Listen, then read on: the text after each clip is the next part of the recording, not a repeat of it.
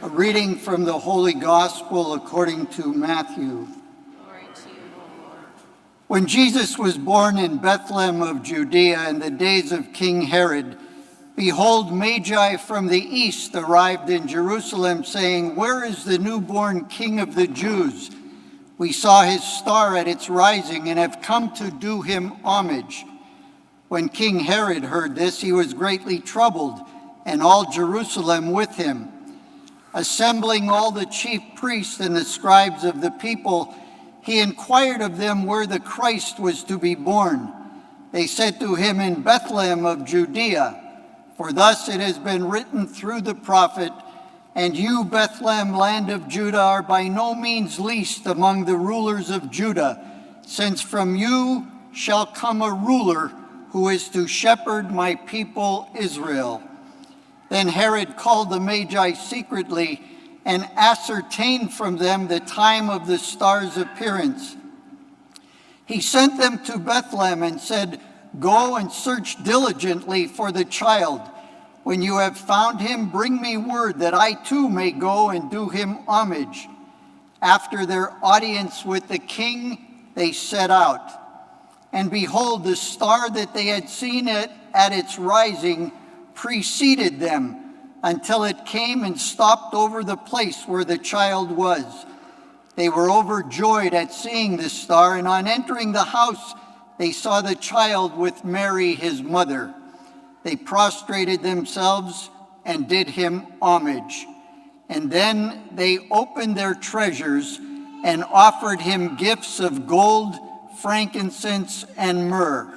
And having been warned in a dream not to return to Herod, they departed for their country by another way. The Gospel of the Lord. Praise to you, Lord Jesus Christ.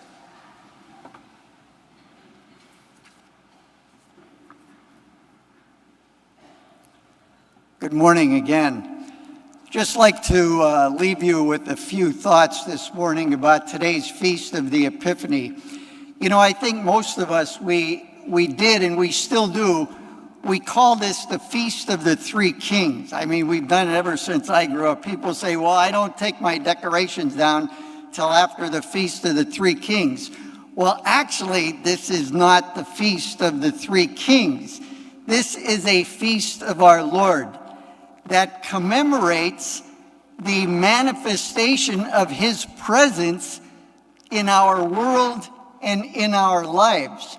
And actually, you know, today we read the Gospel of St. Matthew. Matthew is the only one of the four Gospel evangelists that even mention the mysterious Magi. You know, all four of the Gospels, they do not mention the number, they don't mention their name, they don't mention their gender, they don't mention the origin of the Magi.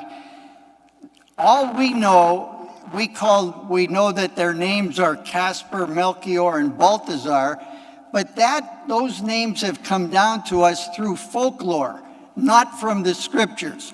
That's beside that. There's a lot of other traditions that are associated with the Feast of the Epiphany. But here's what at least in my mind, here is what I think is important about today's feast.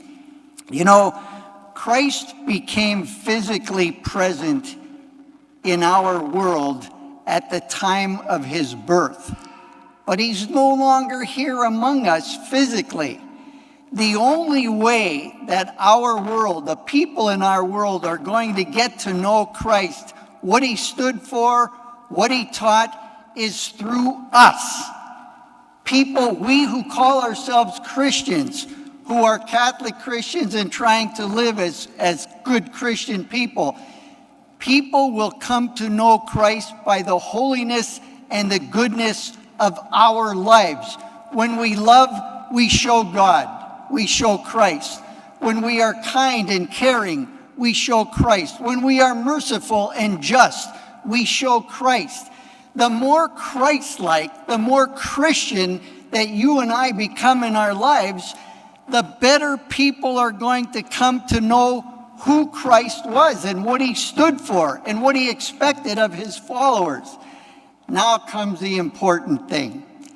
You know, there's an old Latin saying, nemo dat quod non habet, which means, I think, my Latin was far away, but anyway, nobody can give what they don't have.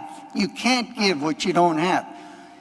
If we do not make Christ a part of our lives in a very real way and live as good Christian people, good Catholic Christian people, then we can't spread Christ's word or his teachings to those around us. We have to make Christ very much a part of our life. And how do we do it?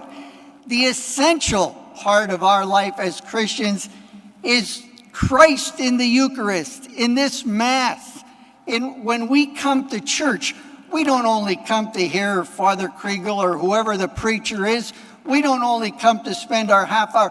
We come to receive the Eucharist, to give us the grace and the strength that we need to be good Christian people. That is why there is no reason at all for anyone in this church. Father Kriegel has mentioned this before. I have mentioned this before. There is nothing that should keep any of you away from the sacrament of the Eucharist. We need the Eucharist in our lives. We need Christ in the Eucharist in our lives as much to strengthen our spiritual lives, to help us be good Christians, as much as we need food to keep us alive. So, if you've been married and divorced 10 times, if you've been away from the Eucharist for 20 years, I don't care. It's time for all of you to come back. We need the grace that we get from the reception of the Eucharist. Why come to church if we are not going to receive the Eucharist that gives us the strength to be good people? And I didn't mean to go on for so long, you know. We don't have to, in order to receive communion or the Eucharist, we don't have to be saints. We don't have to be super Catholics. We don't have to be super Christians. The only thing that God asks of us is that we be good people. And if we are good people, then we not only celebrate the feast of the Epiphany, we live the Epiphany every day of our lives. And again, I'll probably get fired for going longer than Father Kriegel does. But anyway, I have to end with a little story. I don't know what it has to do with the Epiphany, but this is what I found. There's a little connection, but not much. Anyway, this guy goes to his barber. And this barber, he's known for being very negative, very, very sarcastic, very pessimistic, always a sour attitude about everything. Anyway, the guy says to him, "Hey, I want you to give me a good haircut because I'm going to be going to Europe pretty soon." And the barber says, "Going to Europe?" He says, "What are you going to Europe for? Or where are you going in Europe?" And the guy says, "Well, 3 places for sure. I'm going to be going to London, I'm going to be going to Paris, and I'm going to be going to Rome." And the barber looks at him, he says, "That's really dumb." He says, "You're going to be wasting your time and your money. You go to London, it's foggy, the weather's horrible. You go to Paris, it's crowded. A lot of times the French people aren't real happy about the Americans.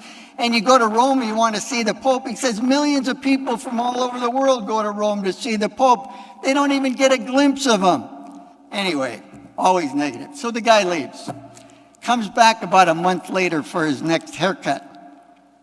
Sitting in a chair, and they're talking, and after a while, the barber said to him, he says, "Hey, by the way, how was your trip to Europe?" And the guy said, "It was fantastic." This isn't really worth this long, but I'm going to tell it anyway. He said, "It was really fantastic. I went to London. The weather was warm and sunny and beautiful. A lot of great sights. Went to Paris. The people were friendly. The museums, so much to see. Then I went to Rome, and not only did I see the Pope, I had an audience with him, and I spoke with him, and he blessed me." And the barber was astounded, and he says, "You're kidding." He says, "What did he say to you?" And the guy said, "Well, some of us who were granted this audience with the Pope, we went into this room, and the Pope came in, And he was walking around greeting everyone. When he came to me, I asked him for his blessing. I got down on my knees. He came over to me, he put his hands on my head, and he said to me, "Where the devil did you get that lousy haircut?" Anyway, I told this a while back, and a woman said to me, this is true, a woman said to me after Mass, "Father Tom, where did you get that lousy story?" Please stand for the profession of faith.